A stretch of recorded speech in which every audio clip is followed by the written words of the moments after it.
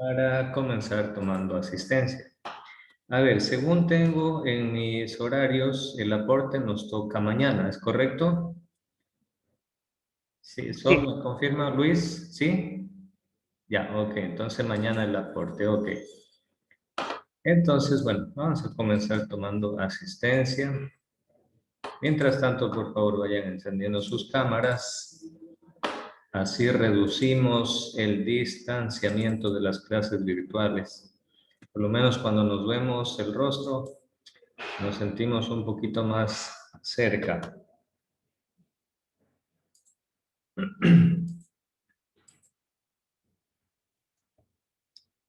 Ok.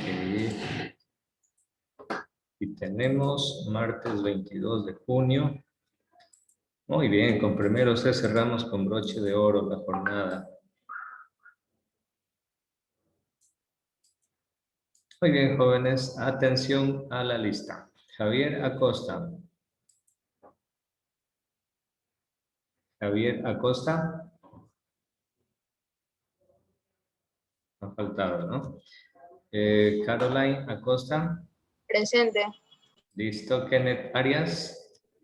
presente. Listo. Isaac Barresueta.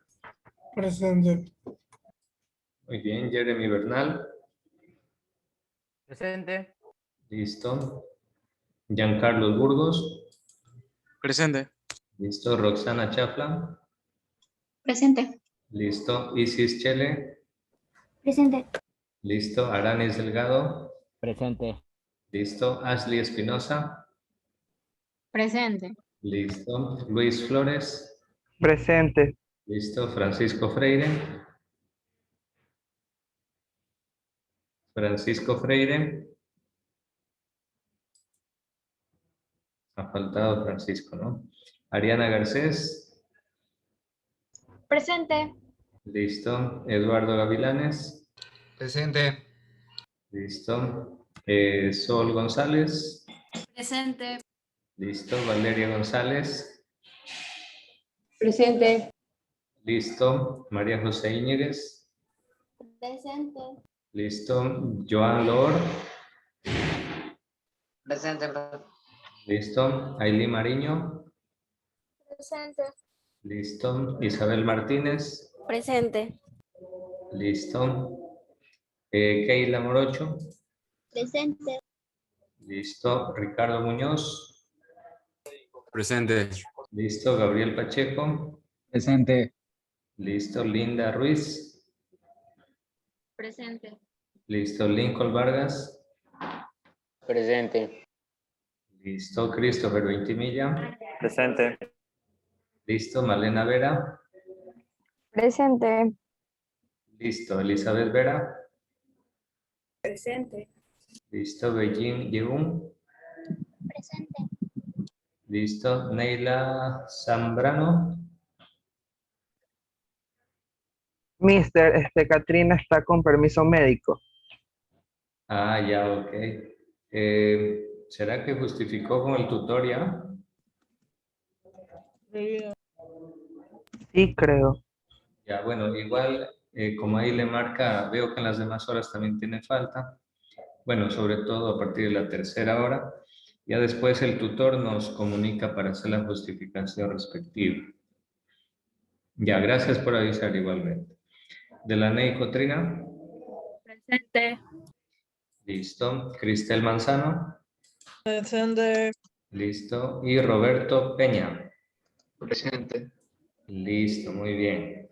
A ver, entonces estarían con falta los estudiantes Zambrano, Freire y Acosta. ¿Es correcto? ¿O a ver, alguien ingresó tarde? ¿Alguien ingresó tarde? ¿Nadie?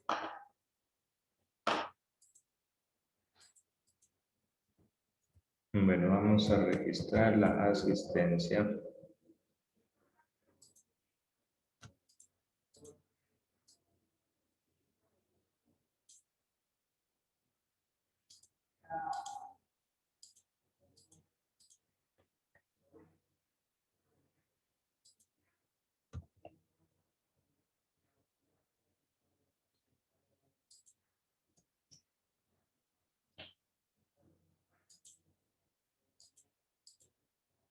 Bueno.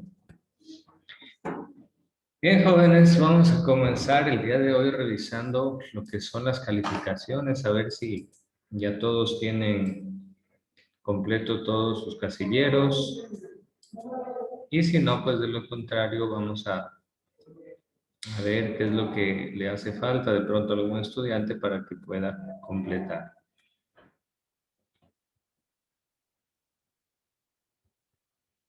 Ya, jóvenes. Aquí está. Listo. Bueno, veo que la mayoría tienen prácticamente todos los casilleros. Por aquí a Javier. Javier Israel Acosta, le falta este taller en clases. Javier, ¿me escucha? Sí está presente, ¿no? Javier. Ah, ya. Ya, ok. Javier, por favor, este taller debe enviármelo hoy mismo, porque ya tenemos que cerrar este bloque. Yo voy a abrir ya este nuevo bloque de aquí para comenzar el segundo parcial desde cero, y el bloque 1 ya queda atrás. Entonces yo ya voy a cerrar este bloque 1. Entonces, por favor, necesito que me envíe esa actividad que está pendiente. Hasta el finalizar la hora sería para poder ya cerrar el bloque. El caso de Caroline, ¿sí me escucha, Caroline? Sí. Ya, igualmente, ¿saben qué? Al final nos vamos a organizar con ustedes cómo vamos a hacer en los minutos finales, ¿sí? Entonces, Javier Acosta, Caroline, aquí le faltan estos dos casilleros, por favor, nos vamos a reunir con ustedes al final para darles unas indicaciones, porque no quiero que se vayan con el casillero vacío. Si les va el casillero vacío aquí, les va la nota de 1. Y la nota de 1, como ustedes comprenderán, les baja muchísimo su promedio. Entonces yo no quiero eso, yo quiero que ustedes todos presenten, tengan sus casilleros completos y así pues nadie tenga notas bajas, ¿no? Isaac Ignacio, igualmente por favor, al final nos reunimos conmigo unos minutos para indicarles lo que vamos a hacer. De la Ney, aunque ella creo que estaba con permiso, bueno, pero a ella le falta, sí, por favor, un amigo, amiga de la Ney, por favor que le avise, le falta este taller en clase que fue el debate sobre la muerte, lo que hicimos la semana pasada. Le falta enviarme eso. María José Íñiguez también, falta el debate sobre la muerte, ese trabajito de ahí. Luego, a ver, aquí tenemos a Cristel Manzano, el taller en clase sobre Pitágoras. Ya. El día sábado nos reunimos, Cristel. Yo le pedí que me envíe yo ya le indiqué lo que me tenía que enviar aquí. Por favor, si está su mami ahí, para que le pueda indicar que lo suba en este momento, porque necesitamos ya completar esto de aquí. Cristel Manzano, ¿sí me escuchó? O si no, al final, Cristel Manzano nos reunimos para indicarle con más tranquilidad. Cristel Manzano, porque aquí le faltan esos dos casilleros. Roberto, ya ok, aquí enviado también, ya voy a calificar este trabajito de aquí. Ya, listo, Cristel, al final nos reunimos para indicarle, ¿sí? Bueno, jóvenes, y en general, pues la mayoría de estudiantes tienen todos sus casilleros completos. Eso es muy bueno. Y espero que se mantengan así, jóvenes, con ese entusiasmo, haciendo todas las actividades que se tengan programadas. Bueno, mis estimados jóvenes, el día de hoy vamos a ver el tema de refuerzo de este primer parcial y mañana pues ustedes dan el aporte. Ok, entonces para ello voy a compartirles la pantalla y a revisar brevemente esta parte de aquí. Ok, en el tema, este tema para hoy, que es el tema de refuerzo, vamos a ver cómo se relaciona entonces el mito, la ciencia y la filosofía. Recordémonos que al inicio del origen del pensamiento de la humanidad, los seres humanos atribuían a los dioses, a los mitos, el origen de la realidad. Después, con el aparecimiento de la filosofía, comenzó a surgir el pensamiento racional, que buscaba en la naturaleza el origen y la causa de todas las cosas, y después vino lo que es la ciencia. Ya la ciencia produce resultados que se pueden medir, explicaciones que se pueden comprobar. Entonces, de esa manera, el ser humano ha logrado desarrollarse hasta nuestros días. Y ese desarrollo no va a parar, jóvenes. El ser humano seguirá desarrollando mucho más sus conocimientos. Excepto que primero, a lo mejor venga una extinción masiva de seres humanos por el cambio climático o cosas por el estilo, así fortuitas. Pero pues si las condiciones para que el ser humano continúe su vida en esta tierra se mantienen, pues el ser humano seguirá desarrollando más y más todos sus potenciales en el conocimiento. Bueno, esto es lo que vamos a ver el día de hoy, jóvenes. Vamos a continuar desarrollando esta destreza de discutir la relación entre armonía musical y armonía cósmica, considerando que cosmos significa orden y armonía. Si ustedes se acuerdan, en la semana pasada veíamos ese tema en Heráclito, ¿no? Que decía Heráclito que todo cambia, que todo está en continuo movimiento. Y yo les decía así que cuando tengan problemas, cuando le rompan el corazón, cuando algo no salga bien, ustedes acuérdense de Heráclito y digan, bueno, todo cambia, todo pasa. Este momento no va a durar para siempre. Todo viene y pasa, viene y pasa. Heráclito decía que no es posible bañarse 2 veces en el mismo río. ¿Por qué? Porque el agua se ha movido. El agua que estaba en el río cuando usted puso un pie en el agua, pues ya se movió, ya se fue, ya fluyó, ya cambió. Así mismo son las cosas, jóvenes. Los problemas de la vida son así mismos. Un momento parece que nos atormentan, parece que nos superan, parece que son más grandes que nosotros esos problemas. Pero usted tranquilo, acuérdese de Heráclito y diga, todo fluye, todo se mueve, nada es permanente, todo viene y pasa. Aunque en este momento parece que el mundo se acaba, no es así, porque este momento malo también va a pasar. Bueno, entonces, como vemos, la filosofía, jóvenes, pues se aplica muchísimo a la vida. Ahora bien, vamos a ver este tema, jóvenes, que se llama mito, ciencia y filosofía. Les he querido colocar aquí la portada de este libro. Si lo pueden encontrar en español, se lo recomiendo. Si no, escuchen las entrevistas que le hacen a este filósofo y antropólogo judío, que se llama Yuval Noah Harari. Él tiene, bueno, son varios libros, entre ellos este de aquí que se llama Sapiens. Recordemos que nosotros pertenecemos a esta especie de Homo sapiens, que significa hombre inteligente, hombre que desarrolla, hombre racional. Y bueno, esa es la especie dominante actualmente en nuestro planeta. Somos la especie dominante en nuestro planeta. Y a este autor, un periodista le pregunta, ¿cómo es que el ser humano pasó de ser un homínido, como los chimpancés, como los orangután, etcétera, como cualquier otro de la rama de los homínidos, cómo es que el ser humano pasó de ser un homínido a ser el amo y señor del planeta Tierra? Y la respuesta que da este filósofo es que el ser humano ha logrado tantos desarrollos y tantos avances científicos gracias a que el Homo sapiens tiene esa capacidad de organizarse en grupos, no de uno ni dos, sino incluso en grupos de millones, de miles de millones, que se pueden y nos podemos organizar en torno a una creencia, en torno a un mito. Y este autor dice, por ejemplo, que el dinero es uno de los mitos más exitosos que ha creado el ser humano.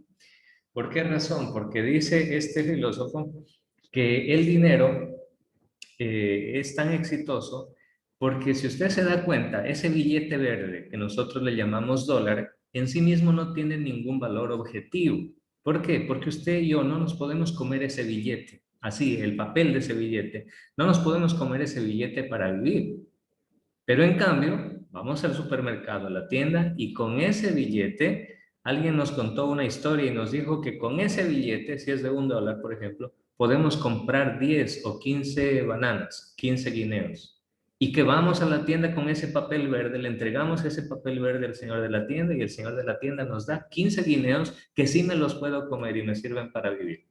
Entonces dice Yuval Noah Harari que ese es el mayor mito o el mito más exitoso que ha logrado crear la humanidad por medio de los banqueros y el sistema financiero mundial. Entonces, este filósofo atribuye el éxito de la especie humana a su capacidad de crear mitos, de creer esos mitos y hacer que millones de personas se organicen en torno a esos mitos. Y él pone otro ejemplo, jóvenes, con esto ya para terminar esta pequeña introducción.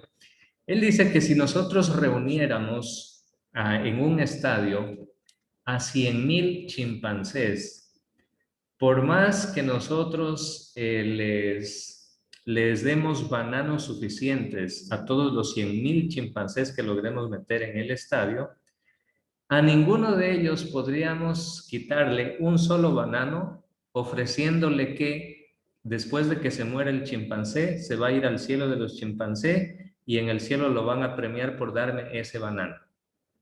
A ningún chimpancé, dice este filósofo, lo convencerían de eso. Porque el animal no racional no tiene esa capacidad de creer en los mitos, o en este caso de creer en la religión. Pero el ser humano, en cambio, sí. El ser humano tenemos la capacidad de creer en las narraciones míticas y tenemos capacidad de creer en la religión. Los seres humanos hemos desarrollado lo que se llama fe. Y esa fe, tanto en Dios, tanto en la religión, como la fe en el dinero, como la fe en el fútbol, nos hace crear mitos y nos hace actuar movidos por eso que nosotros creemos. Nos movemos a causa de esas creencias que nosotros tenemos. Entonces, fíjense, es bien interesante este análisis que hace este filósofo. Hay otra cosa también que les quería comentar, jóvenes. Este filósofo vaticina, es decir, está de alguna manera anticipando, está profetizando, por decirlo de alguna manera, que esta nuestra generación de Homo sapiens prácticamente será la culminación de la especie de Homo sapiens. Y que después de nuestra especie de Homo sapiens va a venir otra especie que será tan pero tan diferente de nosotros, así como nosotros somos diferentes de los chimpancés.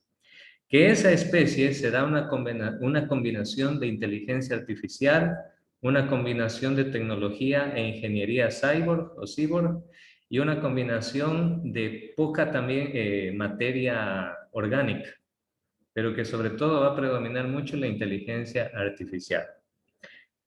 ¿Qué le parece, Eduardo? ¿Qué opina usted, Eduardo Gavilanes? ¿Qué le parece a usted si se lograra conectar directamente toda la información que hay en Internet directamente al cerebro humano? ¿Qué le parece a usted esa idea? El micrófono, Eduardo. Sí, algo bastante increíble y a la vez también peligroso. ¿Por qué? Porque, o sea, de tanta información que también, por ejemplo, que si estuviéramos conectados con la información de Internet, hay personas que utilizarían esa dicha información para hacer cosas malas. Ah, por supuesto, claro. Lamentablemente, como dice Eduardo, hay esa posibilidad, porque en el ser humano está mezclado el bien y el mal también. Esa es una realidad, ese es un problema. Pero les cuento que esto no es ciencia ficción, no es ciencia ficción. Ya se están dando los primeros pasos para conectar directamente el cerebro a la computadora. Bueno, eso ya había empezado hace años. No sé si ustedes se acuerdan del científico Stephen Hawking, este famoso físico inglés. ¿Se acuerdan de Stephen Hawking? Que era parapléjico y se comunicaba a través de una computadora, pero él no podía mover ni una tecla. ¿Se acuerdan? Bueno, pues ahí ya se desarrolló la primera interfaz cerebro-computadora.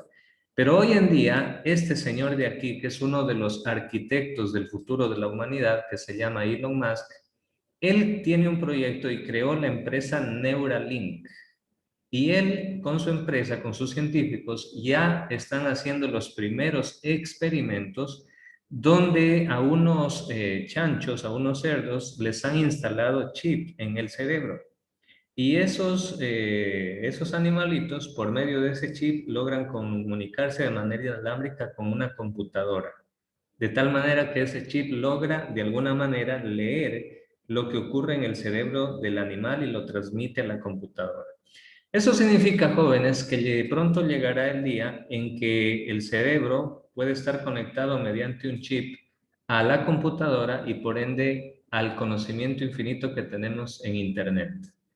Entonces, Yuval Noah Harari dice que en ese momento la especie humana comenzará a dejar de ser el Homo sapiens y se convertirá en otra especie, que como decía Eduardo, podría traer consecuencias nefastas para la humanidad si alguien con malas intenciones usara tanto conocimiento, pero a la vez Yuval Noah Harari dice que será un estado de la evolución del hombre obligatorio por el cual tendremos que pasar en estos grados de evolución que tenemos en la humanidad.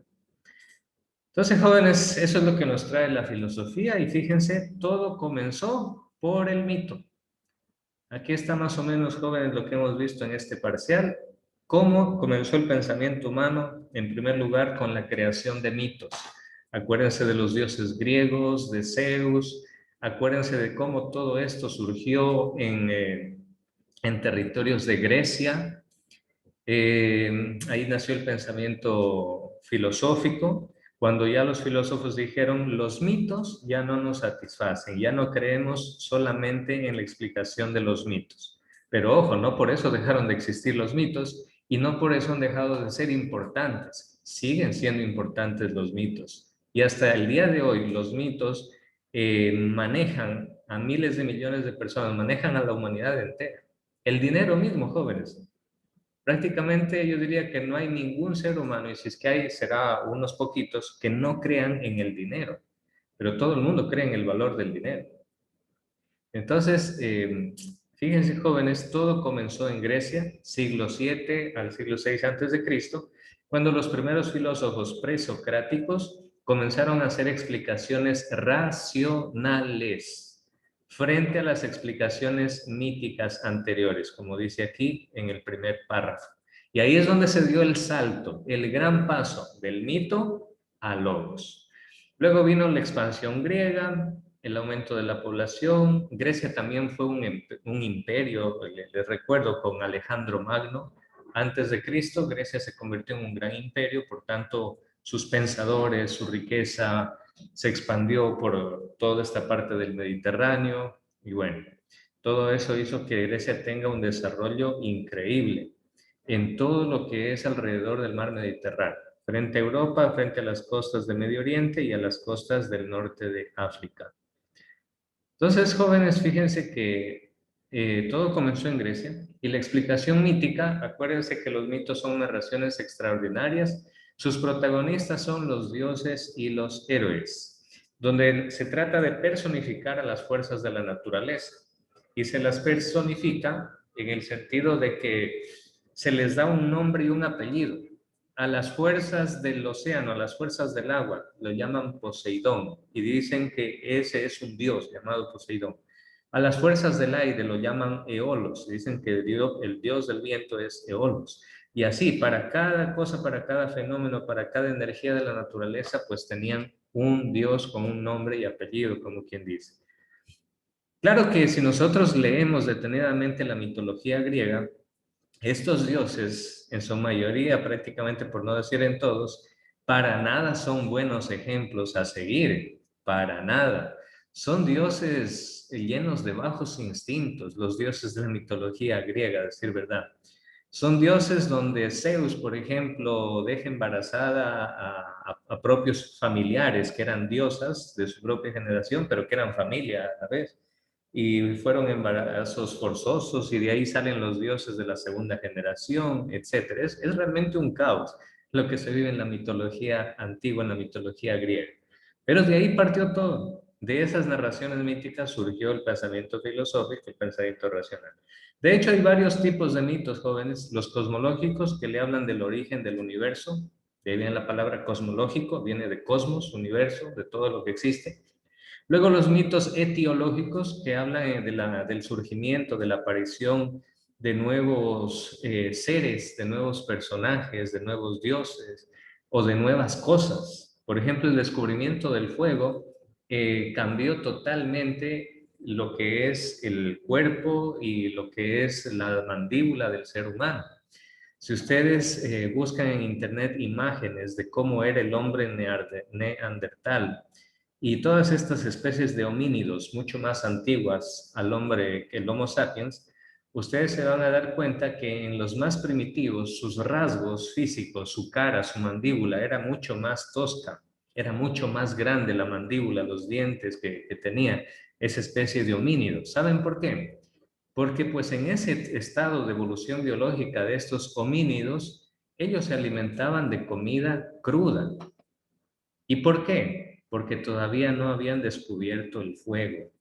Con el descubrimiento del fuego es que la humanidad comienza a cocer, a cocinar los alimentos y por tanto los alimentos se vuelven más suaves para comerlos y poco a poco va disminuyendo el tamaño y la fuerza de las mandíbulas en los Homo sapiens, de los cuales nosotros somos parte hoy en día. Entonces, eso fue gracias al descubrimiento del fuego. Y los griegos tenían un mito también para explicar el descubrimiento del fuego, que era el mito de Prometeo, el cual supuestamente, según ese mito, les robó prácticamente el fuego a los dioses y se los dio a los seres humanos. Luego están los mitos de las teogonías que narran el origen de los diferentes dioses. Como les decía, es un caos. Las relaciones de parentesco entre los dioses es fatal, es un caos completo. Que sí, que la dejó embarazada la propia hija, el dios no sé cómo, que se metía con no sé cuántos, que violaba no sé quién. Era un caos entre esos dioses de la mitología griega. Pero bueno, esas eran las narraciones mitológicas antiguas. Entonces, esos son los diferentes tipos de mito. Aquí le quería hacer una analogía que me pareció interesante descubrirla o por lo menos visualizarla, jóvenes. A ver, ¿quién reconoce la fotografía de la esquina superior derecha? Esa foto que está de noche, oscuro. ¿Alguien reconoce? El objeto, por lo menos. ¿Qué objeto es? ¿Qué es eso que se ve brillar ahí? Un estadio por Un estadio de fútbol. Exacto, muy bien. Es nada más y nada menos que la Catedral del Fútbol de Brasil, el famoso Maracaná de Río de Janeiro. Esa foto es tomada desde el Cristo Redentor del Corcovado en Río de Janeiro. Entonces, hagan la analogía. ¿En qué se parece esa construcción gigantesca y magnífica que tiene capacidad para más de 100,000 personas? ¿En qué se parece a la construcción también gigantesca y maravillosa que ustedes ven en el lado, en la esquina superior izquierda, que es nada más y nada menos que la Basílica de San Pedro, el templo católico más grande, más hermoso y más famoso del mundo? Vayan haciendo esa relación. ¿En qué se parecerán? Y miren la foto de abajo, parece sacada de cuentos de hadas, ¿verdad? Pero es real, es una foto real, nada más y nada menos que la mezquita de Abu Dhabi, en los Emiratos Árabes. Pertenece a la religión islámica. Es un edificio gigantesco y totalmente impresionante. Entonces, aquí hay una analogía, jóvenes, porque la religión tiene sus catedrales y el fútbol se está instaurando como nuevo mito y como una nueva religión en el mundo. No es de ahora, sino ya desde hace años atrás. El fútbol. Si para un católico, para un cristiano, el templo donde se va a encontrar con Dios es este edificio de acá, para el fanático del fútbol, para el feligrés del fútbol, ¿cuál será la catedral donde se va a encontrar con sus dioses? Los estadios. Así es. ¿Y cuáles son los dioses de ese fanático de la hinchada de X equipo? ¿Cuáles son los dioses? A ver, ¿quién me dice cuáles son los dioses de ese fanático de la hinchada del equipo X? Maradona, Messi, Pelé, todos esos tipos. Los jugadores, así es. Ellos son los nuevos dioses de estas nuevas religiones del fútbol. Los estadios son las nuevas catedrales y estas nuevas religiones del fútbol tienen sus nuevos feligreses, que son las hinchadas. ¿Ustedes qué dicen, jóvenes? ¿La gente por las religiones se pueden matar entre ellos, sí o no? Sí, por desacuerdo. Cuando no hay acuerdos. Si ¿ustedes recuerdan algún caso histórico donde hubo una guerra santa? Tal vez se acuerdan en las clases de historia, en los años pasados, ¿no? Cuando se hablaba de... A ver, Isis. Una pregunta, los judíos, o sea, judío es una religión, ¿verdad? Sí, el judaísmo es una religión monoteísta. Ajá. Entonces, un ejemplo podría ser la Segunda Guerra Mundial, donde los alemanes mataban a los nazis, a los judíos, debido a que pues eran judíos y se creían una raza superior. Ah, ya. Sí, aunque también ahí está mezclado no solo el aspecto religioso, sino también demográfico, de raza, porque como usted lo dice, los alemanes en la Segunda Guerra Mundial se creían de raza superior a los judíos. Y de hecho, judío no solo es el feligrés de la religión del judaísmo. Judío también es el originario del Estado de Israel, también se los conoce como judíos. Entonces son términos que están asociados tanto a una raza, a una etnia o de la humanidad, como también a una religión. Entonces sí, también tiene parte en ese sentido, así es. Entonces, jóvenes, les decía, hay una relación muy patente, muy evidente, y les preguntaba si las personas, miembros de una religión, se pueden matar contra otros a causa de su religión. Y la respuesta es que cuando hay fanatismo, sí lo pueden hacer y de hecho sí lo han hecho. Se han dado verdaderas guerras, verdaderas masacres en la humanidad a causa de entender mal la religión. Por ejemplo, cuando surgió el Islam, el profeta Mahoma, que es el fundador prácticamente del Islam, él hablaba de la yihad, él hablaba de la famosa Guerra Santa, y él decía que con la espada tienen que someter a todos los impíos que no creen en Alá, el Dios de los musulmanes, tienen que someterlos con la espada y obligarlos a que crean en el único Dios que es Alá, según el Islam, ¿no?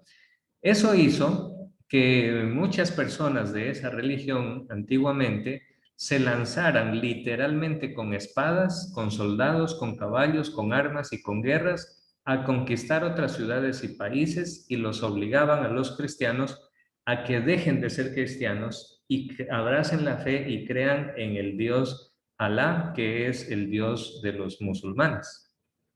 Entonces sí han habido guerras.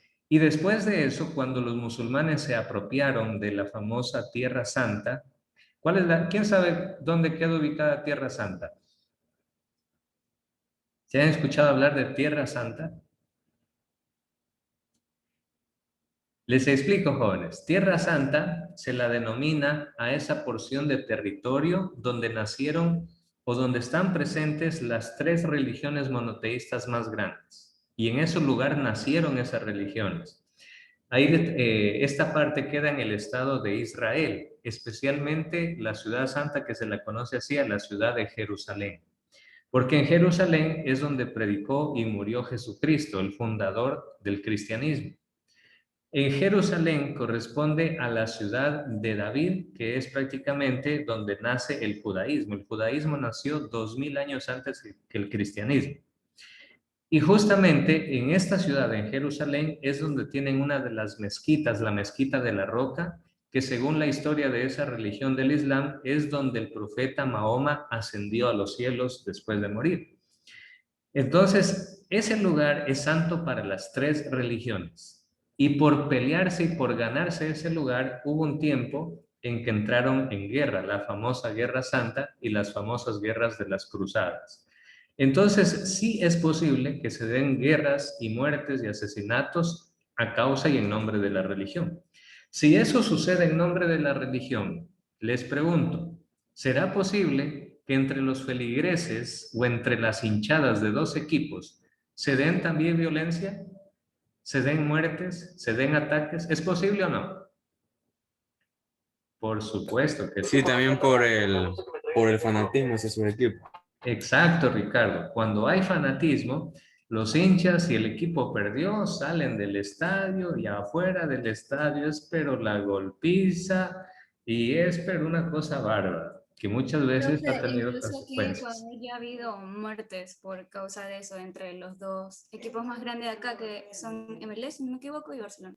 Exactamente, Sol. Exactamente. Aquí en el Ecuador hemos sido testigos de esa violencia entre las hinchadas de los 2 equipos, quizá los más populares, sobre todo aquí en la ciudad de Guayaquil, los equipos más populares que vendría a ser Barcelona y Emelec, ¿no? Entonces, fíjense, jóvenes, cómo el fútbol se constituye poco a poco como en una nueva religión, tiene sus propios dioses, sus propias catedrales, sus propios uniformes, sus propias camisetas, sus propios feligreses, y los feligreses del fútbol también son capaces de pelearse con otros feligreses a causa de su equipo. Y hay de aquel que diga que es mejor equipo el otro, y no el de, hasta se van de golpes y no sé qué. Entonces, miren cómo es el ser humano. El ser humano se maneja por mitos. Los mitos, jóvenes, no han pasado de moda y siguen manteniendo una importancia tremenda en la vida de la humanidad. Muy bien, jóvenes. Entonces, hemos visto esa influencia de los mitos, pero hemos visto también cómo se pasó del mito al logos. El logos es la explicación racional que surgió con el concepto de naturaleza.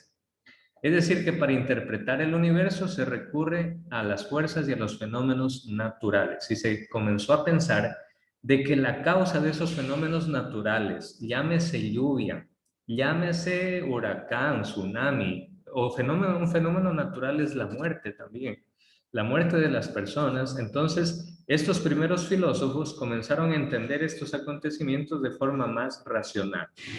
Ya no decían, no es que fulanito murió porque el Dios no sé quién lo castigó por haberse portado mal. No, ya no se comenzó a pensar en eso, sino que dijeron, bueno, la muerte es un proceso natural, somos seres para la muerte, hemos nacido para morir.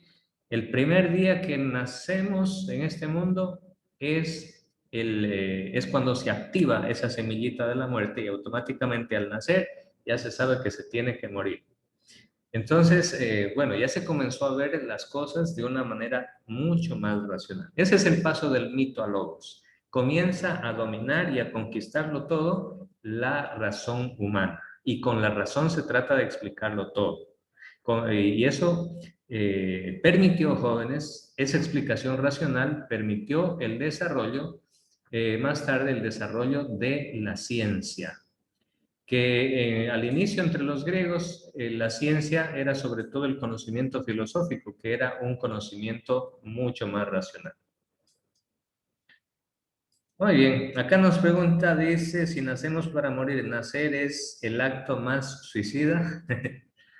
Bueno, tremendo, ¿no? Pero bueno, creo que el suicidio más bien enraiza un acto de la voluntad, tener la voluntad de quitarse la vida, decidir quitarse la vida. Pero usted no decidió nacer. ¿O alguno de ustedes decidió nacer? ¿Alguno de ustedes decidió dónde nacer? ¿En qué familia? ¿En qué país? No, son cosas que usted no las decidió, ni yo tampoco. Bueno, nos volvemos a conectar enseguida, jóvenes, para culminar esta parte, ¿sí? Por favor, todos nos conectamos enseguida.